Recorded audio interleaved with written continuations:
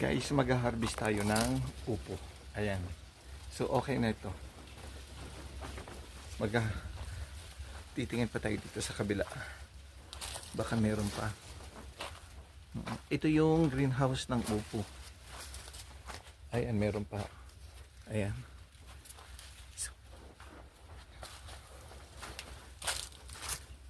ito guys. Ayan. Ayan. Ito. Ayan.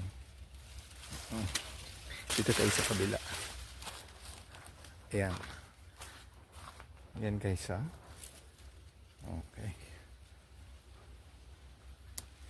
Ayan. Tapos ito pa.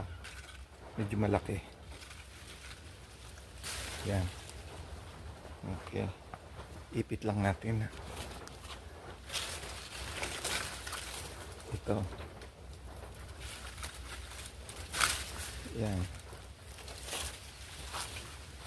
Okay. Ito pa guys. Yan. Okay. Yan, nag-harvest tayo.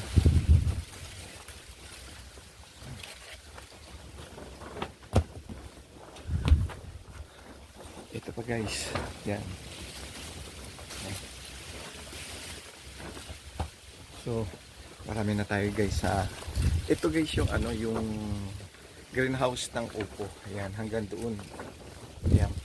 Papatayin na nila to kasi tataniman naman ng bago. Yung kinuha natin na na upo is po yun, yung mga huling huling bunga na nila. So guys, salamat at tayo ay nakapamitas ng upo.